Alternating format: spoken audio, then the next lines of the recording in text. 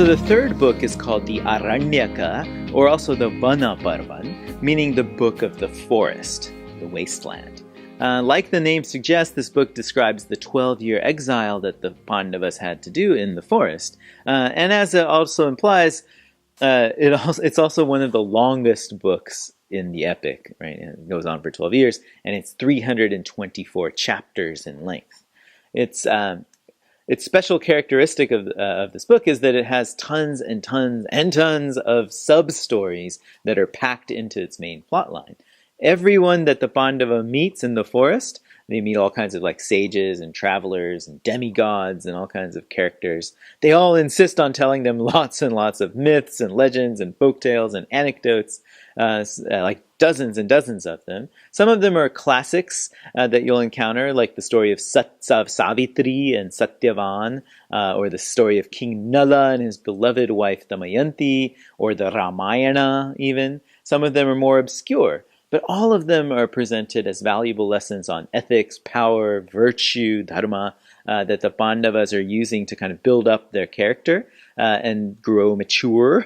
And each one of the Pandavas works on transforming himself and preparing for what they all know will be a tough battle ahead.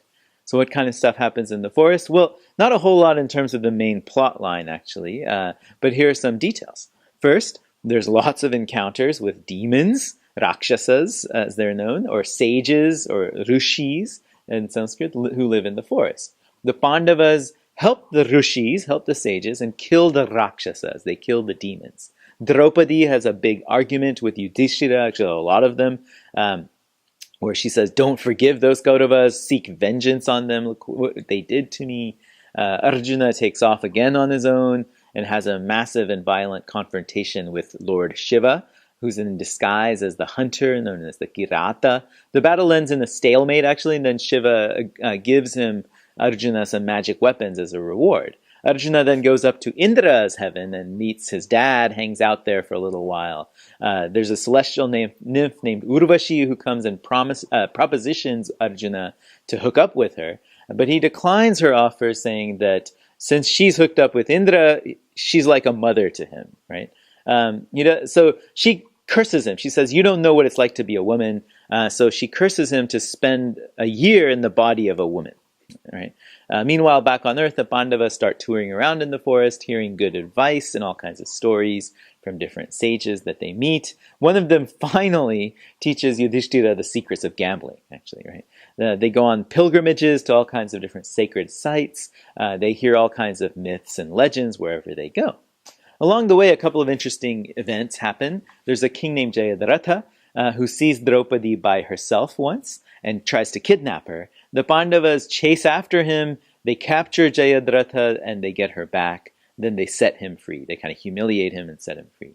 Finally, towards the end of those 12 years, they come to a lake where each brother goes to fetch water, but then dies one by one. Yudhishthira is the last of the ones to die, and he sees all his dead brothers. It turns out that the lake has been haunted by a yaksha, a forest spirit, who comes and asks him a series of really interesting riddles about philosophy, ethics, moral life, about dharma. He answers all of them successfully, and then the yaksha finally reveals himself that he's Dharma, Yudhishthira's father, and he explains that this whole thing, the death of all of the brothers and so on, has been a test. So then he revives all the brothers, and now they move on to prepare to spend that 1 year that they have to spend in the city in hiding.